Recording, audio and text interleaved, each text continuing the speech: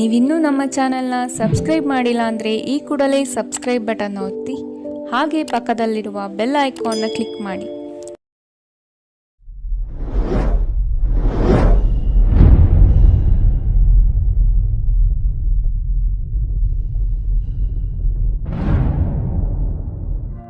ಈ ರೀಡಿಂಗ್ ನಿಮಗೆ ಅನ್ವಯಿಸಿದರೆ ಅಥವಾ ರೆಸೊನೇಟ್ ಆದರೆ ಮಾತ್ರ ತೊಗೊಳ್ಳಿ, ಇಲ್ಲ ಅಂದರೆ ಬಿಟ್ಬಿಡಿ. ಇದು ಒಂದು ಜನರಲ್ ರೀಡಿಂಗ್ ಮಾತ್ರ ಆಗಿರುತ್ತೆ.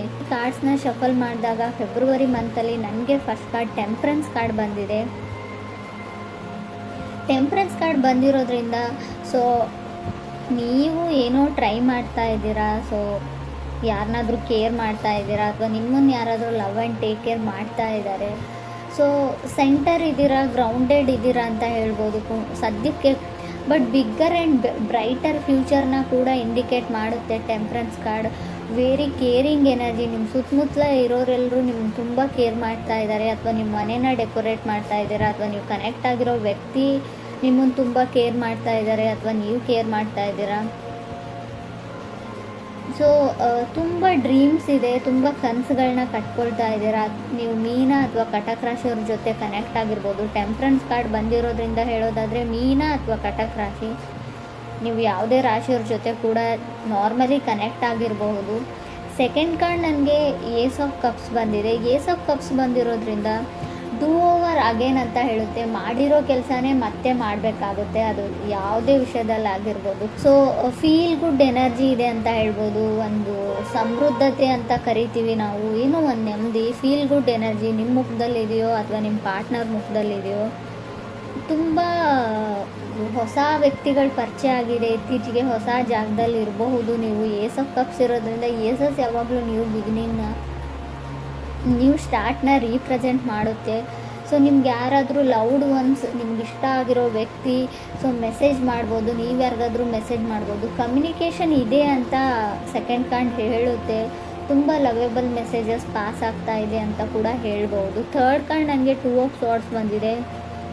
ಸೊ ಯಾರೋ trying to become a patience ಅಂತ ಟ್ರೈ ಮಾಡ್ತಾ ಇದ್ದಾರೆ. ಸೊ ಹೇಗೆ ತಾಳ್ಮೆಯಿಂದ ನಡ್ಕೊಳ್ಬೇಕು ಅಂತ ಕಲಿತಾ ಇದ್ದಾರೆ. ಸೊ ಕಂಟ್ರೋಲಿಂಗ್ ಎನರ್ಜಿ ಇದೆ ಅಂತ ಹೇಳ್ಬೋದು. ನೀವು ಅಥವಾ ನೀವು ಕನೆಕ್ಟ್ ಆಗಿರೋ ವ್ಯಕ್ತಿ, ಅದರ್ ಪರ್ಸನ್ ಕೂಡ ಇದಾಗಿರ್ಬೋದು. ಮುಂಚೆ ಎಲ್ಲದಕ್ಕೂ ಸಿಟ್ಟು ಮಾಡ್ಕೊಳ್ತಿರೋ ವ್ಯಕ್ತಿ, ಕೋಪ ಮಾಡ್ಕೊಳ್ತಿರೋ ವ್ಯಕ್ತಿ ನಿಮ್ಮ ಜೊತೆ ಕನೆಕ್ಟ್ ಆದಮೇಲೆ ಸ್ವಲ್ಪ ತಾಳ್ಮೆನ ಕಲಿತಾ ಇದ್ದಾರೆ, ಸ್ವಲ್ಪ ಕಾಮ್ ಆಗಿರೋದಕ್ಕೆ ಟ್ರೈ ಮಾಡ್ತಾ ಇದ್ದಾರೆ ಅಂತ ಹೇಳ್ಬೋದು. ಫೋರ್ತ್ ಕಾರ್ಡ್ ನನಗೆ ಫೋರ್ ಆಫ್ ಸಾರ್ಡ್ಸ್ ಬಂದಿದೆ. ಯಾರಿಗೋ ಭಯ ಇದೆ, ಫಿಯರ್ ಇದೆ, ಸ್ವಲ್ಪ ಭಯ ಆಗುತ್ತೆ. ಓವರ್ ಥಿಂಕಿಂಗು, ಪದೇ ಪದೇ ನಡೆದೋಗಿರೋ ಘಟನೆ ಬಗ್ಗೆ ತುಂಬ ಅತಿಯಾಗಿ ಯೋಚನೆ ಮಾಡ್ತಾರೆ ಅಂತ ಹೇಳ್ಬೋದು. ಈ ಥರ ಕ್ಯಾರೆಕ್ಟರ್ ನಿಮ್ದಿದೆಯೋ ಅಥವಾ ಅದರ್ ಪರ್ಸನ್ಸ್ ಇದೆಯೋ. ಬಟ್ ಏಟ್ ಆಫ್ ಸಾರ್ಟ್ಸ್ ಕೆಲವೊಮ್ಮೆ ಚೇಂಜ್ ಆಗಿರೋ ವ್ಯಕ್ತಿನ ರೀಪ್ರೆಸೆಂಟ್ ಮಾಡುತ್ತೆ. ಇತ್ತೀಚೆಗೆ ನೀವು ತುಂಬ ಚೇಂಜ್ ಆಗಿದ್ದೀರೋ ಅಥವಾ ನೀವು ಕನೆಕ್ಟ್ ಆಗಿರೋ ವ್ಯಕ್ತಿ ಚೇಂಜ್ ಆಗಿದ್ದಾರೋ ಅಥವಾ ಕನೆಕ್ಟ್ ಆಗಬೇಕು ಅಂದ್ಕೊಂಡಿರೋ ವ್ಯಕ್ತಿ. ಸೊ ಯಾರೋ ಡೇಟ್ಗೆ ಹೋಗ್ತಾ ಇದ್ದೀರಾ, ನೀವು ನಿಮ್ಮ ಗರ್ಲ್ಫ್ರೆಂಡ್ನ ಡೇಟ್ಗೆ ಕರೀತಾ ಇದ್ದಾರೆ, ಅವರು ನಿಮ್ಮ ಜೊತೆ ಮೀಟ್ ಆಗ್ತಾ ಇದ್ದಾರೆ.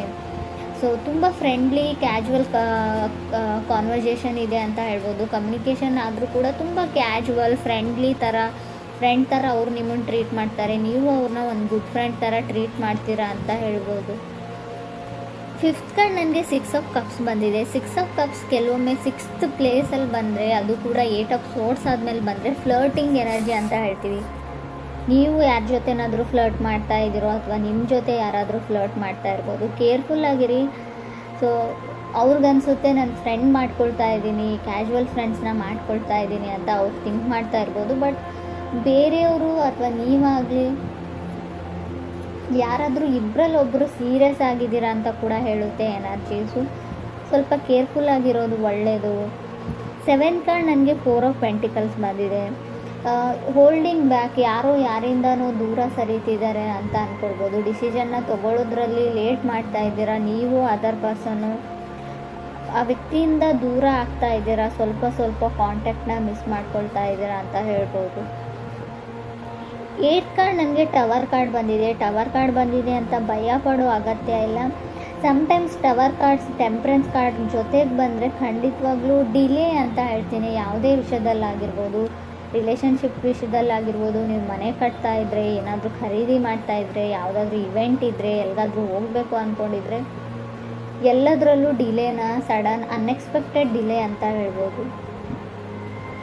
ಸೊ ನೀವು ರೆಡಿಯಾಗಿಲ್ಲ, ಯಾವುದಕ್ಕೂ ಇನ್ನೂ ಟೈಮ್ ಬೇಕು ಅಂತ ಹೇಳ್ತಾ ಇದೆ ಅಂತಲೂ ಹೇಳ್ಬೋದು. ಮೇ ಬಿ ಡೆಸ್ಟಿನಿ ರೆಡಿ ಇಲ್ಲ ಅಂತ ಹೇಳ್ಬೋದು. ನೀವೇನೋ ಮಾಡಬೇಕು ಅಂತ ಇದ್ದೀರಾ, ತುಂಬ ಎಕ್ಸ್ಟರ್ನಲ್ ಫೋರ್ಸಸ್ಸು ನಿಮ್ಮನ್ನು ತಡೀತಾ ಇದೆ, ಆ ಕೆಲಸ ಪೂರ್ತಿ ಆಗಕ್ಕೆ ಬಿಡ್ತಾ ಇಲ್ಲ ಅಂತ ಕೂಡ ಹೇಳ್ಬೋದು. ಸೊ 9th ಕಾರ್ಡ್ ನನಗೆ ಹ್ಯಾಂಗ್ಮ್ಯಾನ್ ಬಂದಿದೆ. ಹ್ಯಾಂಗ್ಮ್ಯಾನ್ ಕೂಡ ಅದನ್ನೇ ಹೇಳುತ್ತೆ, ಎಲ್ಲ ಕೆಲಸಗಳು ನಿಧಾನವಾಗಿ ಆಗುತ್ತೆ, slow and steady wins the race ಅಂತ ಹೇಳ್ತೀವಿ. ಎಷ್ಟೇ ನಿಧಾನವಾಗಾದರೂ ಕೂಡ ಕೆಲಸ ಕಂಪ್ಲೀಟ್ ಆಗುತ್ತೆ ಅಂತ ಹೇಳ್ಬೋದು. 10th ಕಾರ್ಡ್ ನನಗೆ 5 ಆಫ್ ಸಾರ್ಟ್ಸ್ ಬಂದಿದೆ. ಹುಷಾರಾಗಿರಿ, ಮೇ ಬಿ ಬ್ರೇಕಪ್ಸ್ನ ಹೇಳ್ತೀನಿ, 5 ಆಫ್ ಸಾರ್ಟ್ಸ್, ಡಿವೋರ್ಸ್ನ ಹೇಳ್ತೀನಿ. ನಿಮಗೆ ಗೊತ್ತಿಲ್ಲದೆ ಇರ್ಬೋದು, ಆಲ್ರೆಡಿ ಡಿವೋರ್ಸ್ ಆಗಿರೋ ವ್ಯಕ್ತಿ ಜೊತೆ ನೀವು ಕನೆಕ್ಟ್ ಆಗ್ತಾ ಇದ್ದೀರಾ ಇತ್ತೀಚೆಗೆ, ಅವ್ರು ಹೇಳದೇ ಇರಬಹುದು ಅಥವಾ ಆಲ್ರೆಡಿ ನಿಮಗೆ ಗೊತ್ತಿರ್ಬೋದು. 5 ಆಫ್ ಸಾರ್ಟ್ಸ್ ಕೆಲವೊಮ್ಮೆ ಮನೆಯಲ್ಲಿ ಡ್ರಾಮಾ ಫೈಟ್ಸ್ನ ರೀಪ್ರೆಸೆಂಟ್ ಮಾಡುತ್ತೆ, ಸಣ್ಣ ಪುಟ್ಟ ಜಗಳನೂ ದೊಡ್ಡದಾಗಿ. ಸೊ ಮೇ ಬಿ ಡಿವೋರ್ಸ್ವರೆಗೂ ಹೋಗಿರ್ಬೋದು. ಹರ್ಮೆಟ್ ಕಾರ್ಡ್ ಕೂಡ ಬಂದಿದೆ. ಸಮ್ಟೈಮ್ಸ್ ಹರ್ಮೆಟ್ ಕಾರ್ಡ್ ಡಿವೋರ್ಸ್ ಆದಮೇಲೆ ಮೇ ಬಿ ಸ್ಯಾಡಲ್ಲಿ, ಸ್ಟ್ರಗಲಲ್ಲಿ ಕೆಲವ್ರು ಇರ್ಬೋದು. ಫೈಟ್ ಫಾರ್ ಲವ್ ಅಂತ ಹೇಳುತ್ತೆ ಹರ್ಮೆಟ್ ಕಾರ್ಡ್. ಟಯರ್ಡ್ ಆಫ್ ಲವ್ ಅಂತ ಹೇಳ್ತೀವಿ. ಫುಲ್ ಆಫ್ ಡೌಟ್ಸ್ ಇದ್ದರೂ ಕೂಡ ಹರ್ಮೆಟ್ ಕಾರ್ಡ್ ಬಂದಿರುತ್ತೆ. ಡೌಟ್ಸ್ ನಿಮಗಿದೆಯೋ ಅಥವಾ ಅದರ್ ಪರ್ಸನ್ಗಿದೆಯೋ. 11th ಹರ್ಮೆಟ್ ಕಾರ್ಡ್ ಇರೋದ್ರಿಂದ ಖಂಡಿತವಾಗ್ಲೂ ನೀವು ಡಿಪ್ರೆಷನ್ ಲೆವೆಲ್ಗೆ ಹೋಗಿರ್ಬೋದು. ಕೆಲವರು ತುಂಬ ಓವರ್ ಥಿಂಕಿಂಗ್, ತುಂಬ ಯೋಚನೆಯಲ್ಲಿ ಕೂಡ ಕೆಲವರು ಇದ್ದೀರಾ ಅಂತ ಕಾರ್ಡ್ ಹೇಳುತ್ತೆ. ಕೆಲವ್ರಿಗೆ ವೆಕೇಷನ್ನ ಅಗತ್ಯ ಇದೆ ಅಂತ ಹೇಳ್ಬೋದು. 2 ಆಫ್ ಸಾರ್ಟ್ಸ್ ಓವರ್ ವರ್ಕ್ನ ಕೂಡ ಸೆಕೆಂಡ್ ಕಾರ್ಡ್ ರೀಪ್ರೆಸೆಂಟ್ ಮಾಡೋದ್ರಿಂದ ಎಲ್ಲಿಗಾದರೂ ಟ್ರಿಪ್ ಹೋಗಿ ಸ್ವಲ್ಪ ಬ್ಯುಸಿಯಾಗಿ ಬೇರೆ ಜಾಗದಲ್ಲಿ ಟೈಮ್ನ ಸ್ಪೆಂಡ್ ಮಾಡಿ ಅಂತ ಹೇಳ್ಬೋದು.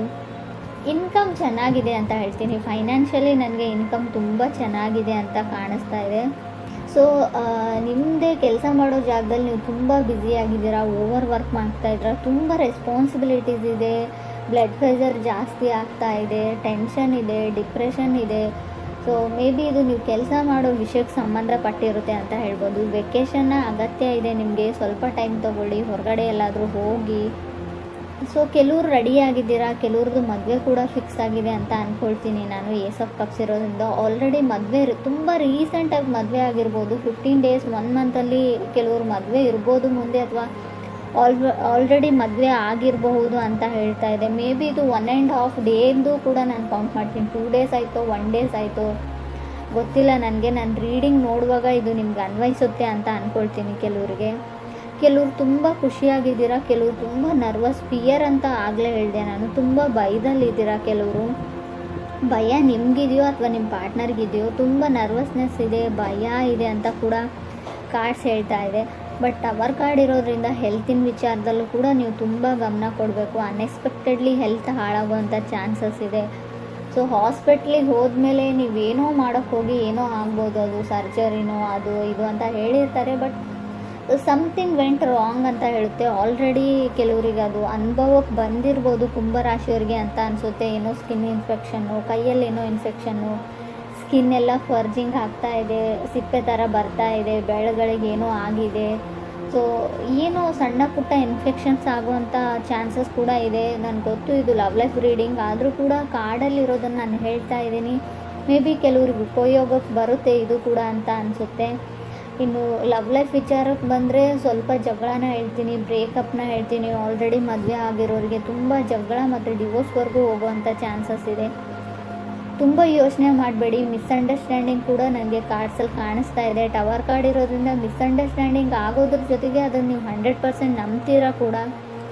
ಸೊ ಗಮನ ಕೊಡಿ. ಯಾವುದೇ ವಿಚಾರ ಇರಲಿ ತುಂಬ ಸರ್ತಿ ಯೋಚನೆ ಮಾಡಿ ಡಿಸೈಡ್ ಮಾಡಿ. ಯಾವುದನ್ನು ಟವರ್ ಕಾರ್ಡ್ ಅಂದರೆ ಸಡನ್ ಡಿಸಿಷನ್ ತೊಗೊಳ್ಬೇಕು ಅಂತ ಅನಿಸುತ್ತೆ. ಸೊ ಕೋಪದಲ್ಲಿ ಕೊಯ್ಕೊಂಡಿರೋ ಮೂಗು, ಸೊ ನೀವು ಸಮಾಧಾನ ಆದಮೇಲೆ ಖಂಡಿತ ಬರಲ್ಲ. ಈ ವಿಚಾರದ ಬಗ್ಗೆ ಕೂಡ ನೀವು ತುಂಬಾ ಯೋಚನೆ ಮಾಡಬೇಕು. ಕೆಲವ್ರಿಗೆ ನನಗನ್ಸುತ್ತೆ ಹ್ಯಾಂಗ್ಮ್ಯಾನ್ ಇರೋದ್ರಿಂದ ನಿಮಗೆ ಡಿಲೇ ಮಾಡೋಕ್ಕಿಷ್ಟ, ನೀವೇ ಯಾವುದನ್ನು ತುಂಬ ಎಳಿತಾ ಇದ್ದೀರಾ, ಯಾರಿಗೂ ತುಂಬ ಕಾಡಿಸ್ತಾ ಇದ್ದೀರಾ ಅಂತ ಕೂಡ, ನೋ ಹೇಳ್ತಾ ಇದ್ದೀರಿ ಅಂತ ಕೂಡ ಕಾರ್ಡ್ ಹೇಳುತ್ತೆ.